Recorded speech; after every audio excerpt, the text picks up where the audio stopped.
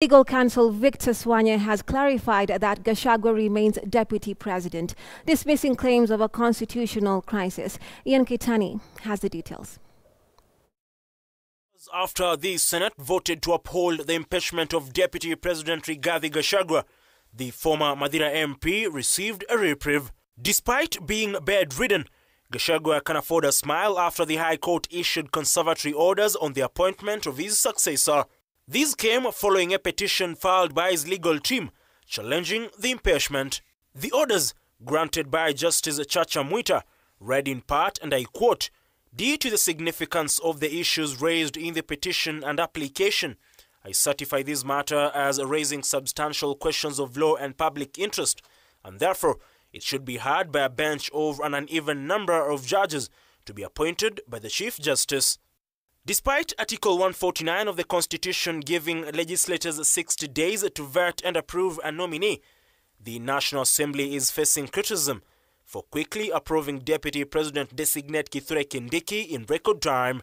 Gachagua's legal counsel, Victor Swanya, has cast doubts on the legitimacy of this process. We are seeing this hurriedly done, and yet we have got 14 days within which.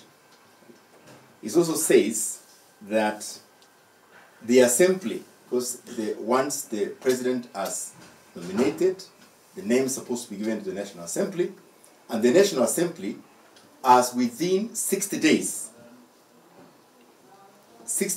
after they have received the name to vote and approve that name which has been given to them by the president. What we're seeing here is matters hurried very, very fast. With some senators and MPs dismissing the court orders, calling them overtaken by events, Swanya insists that the order must stay any appointments, affirming that Gachagua remains the deputy president.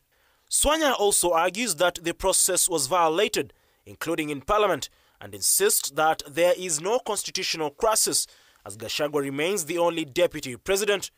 He emphasized that the rule of law must be upheld. His Excellency Rigathi Gachagua is still the deputy president of Kenya until the court hears and gives further direction on the application before it. The nominated deputy president cannot legally assume office even if Parliament had voted in favor of his nomination. If they give orders and any officer, whether it's in judiciary or other institutions, fails to obey those orders, it's a contempt of court. And I'm sure we have provisions that deals with that. President Ruto's economic advisor, Moses Kuria, has confirmed that Kindiki's swearing-in will proceed tomorrow.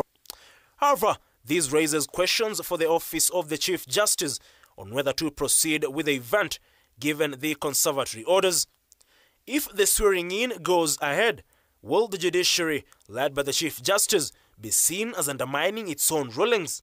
Gachagua's legal team has served the court orders to the respondents, including the Chief Registrar of the Judiciary, who oversees the oath of office in the presence of the Chief Justice or the Deputy Chief Justice. As the debate continues over whether Kindiki will take oath of office tomorrow, plans seem to be underway to swear in the Interior CS as Kenya's third president since the promulgation of the Constitution. President William Ruto has repeatedly vowed to uphold the rule of law and respect court directives. This is a crucial moment for the head of state as Kenyans await to see whether he will honor the High Court's directives. Ian Kitani, K24 TV, Nairobi. Now, the small village of Irunduni in Tharaka Nithi County was filled with joy today as the nomination and approval of Kithure Kindiki as deputy president was celebrated. Locals gathered to mark the milestone, with many thanking President Ruto for his decision. But as Kenyans react, political leaders are weighing in on the broader implications. Martin Opio with that report. The celebration rocked Irunduni village in Tharaka Nithi County following the nomination and approval of Interior Cabinet Secretary Kithure Kindiki as the deputy president. Overjoyed neighbors flocked Professor Kindiki's home and broke into song and dance while thanking President William Ruto for his choice. Tharaka Nithi Governor Muthomi Njuki lauded President William Ruto's choice of Gachagwa's successor, saying the appointment of Kindiki was a true manifestation of the end to the politics of shareholding and a hold of the politics of inclusivity, where a person from one of the smallest counties in the country now ascends to the second highest office in the country. Angalia miradi yetu na zile biashara zetu saizi zitanuka katika hii mlima ya Mount Kenya. Hii barabara ya kutoka Meru kwenda Nairobi huko ile kutoka Chuka. Kuna nithi hapo, nithi riba. Tuwekewe daraja, watu waanze kuanguka hapo. Mimi naweza sema ni asante sana. Kindiki sio mtu ya kusema ni mtu ya Tharaka Nithi County peke yake. Atakuwa ameunganisha watu wote wa Kenya. Sasa serikali ni yetu. Hii nchi yetu yote vile tumekuwa tumetengwa. Sasa hizi ndio tumeteguliwa sasa. Lazima tuone maendeleo, visima ya maji, maendeleo huku ya barabara na kila kitu tuone. Sasa ni wakati wetu. Kama wananchi wa kawaida tunataka maendeleo, Meru iendelee na kila kitu iendelee sambamba. At least hii pesa na sisi tufikie pia. Najua Kindiki ni mtu ambaye anamjua Mungu na anafanya kazi yake vizuri. Hata kwa security amefanya kazi sana. Hakuna mtu mwingine amefanya kazi kama yeye. Homa Bay Governor Gladys Wanga, while speaking at a funeral in Marafa area, Magarini sub-county in Kilifi County, while in the company of Governor Gideon Mungaro of Kilifi, Women Representative Gertrude Meyu and former gender CS Aisha Jumwa said the tribulations that befell Gachagua were self-made and urged the country to remain united. And evidence that this is a new dawn in Kenya, where we can be able to shun the politics of tribalism or formation of governments of tribalism. Because if a man from one of the smallest communities in Kenya can become the deputy president because of his qualification, because of his stature, and the president find him deserving, then we can say that even the smallest of the communities in the country, the Pokomos and the Rendires and the rest who are very small, even them one day, it will come a time when they'll be able to participate in the development of this country in position of leadership. Mchimba kisima, uingia mwenyewe. Mweka mitego, kumbe mtego inashika yeye. Sijui kama mliona usiku kama mtego imeshika watu wengine na wachimba kisima pia wakafanya nini? Wakaingia. The Maendeleo ya Wanawake organization also praised Kindiki's nomination, emphasizing the importance of peaceful coexistence in the country. We want to thank the President and congratulate one of us, Professor Kithure Kindiki, and looking forward that this is going to be done by Parliament as is constitutionally said. Meanwhile, Kenyans across the country have shared their opinions on the announcement, with some arguing it undermined the will of the voters from the previous elections. Others expressed confidence in the president and urged Gachagua to accept his fate. We want to tell the president, thank you so much. You have in fact nominated and appointed someone who is a professor. I mean, a professor in terms of academia, in the world of academia, is someone who is intellectually hyper and top notch. Nafikiria hapo tuko sawa kwa sababu huyo bwana Professor Kithure Kindiki ni kwamba hiyo nafasi ilikuwa ni yake. Ilifanyika tu ile jambo ulikuwa unasikia shares. Hiyo ndio kitu ilisababisha Kithure Kindiki asikue pale. Sasa kwa saa hii amerudi kwa nafasi yake ambao Mungu alikuwa amemtengea, sasa imemrudia. We are very happy as the youth.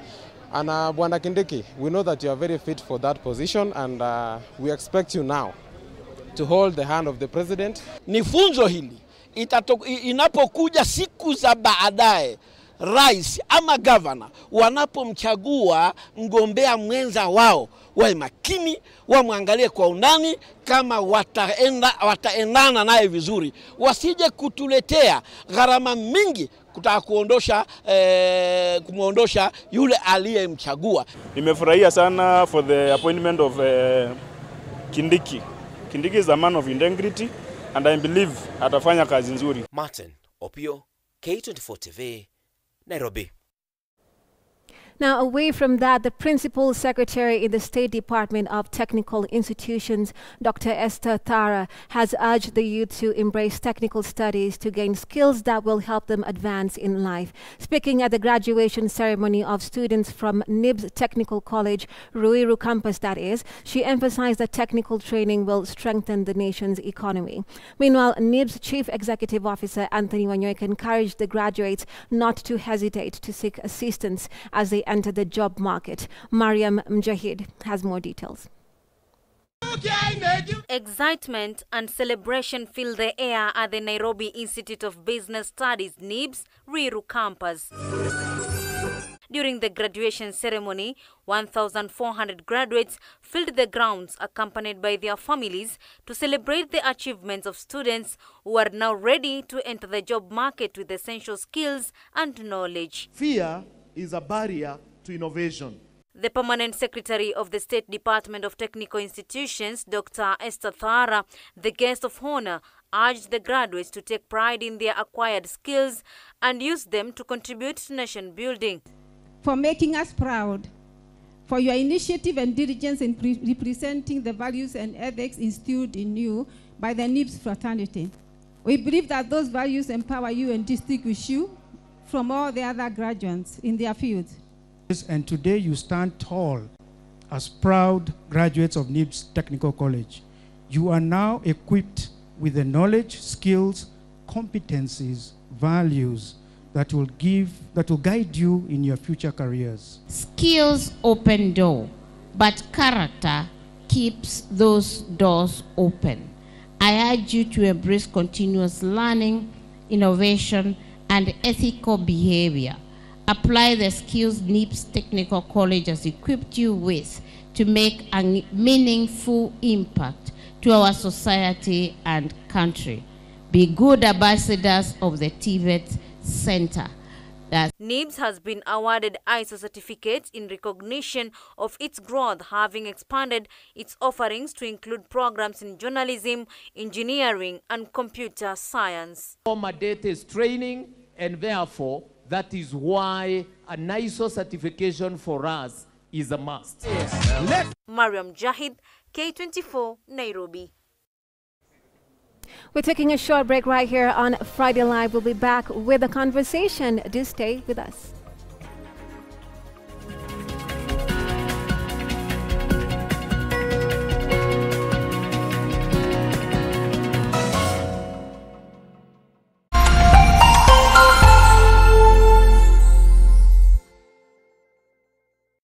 Multi bonus zidisha ushindi wako hadi 1,000,000 na multi bonus 1000%.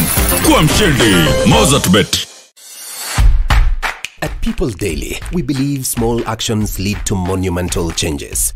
As we commit to a greener future, embrace simple steps, reduce, reuse, and recycle. It's time to go green. Kuwa green.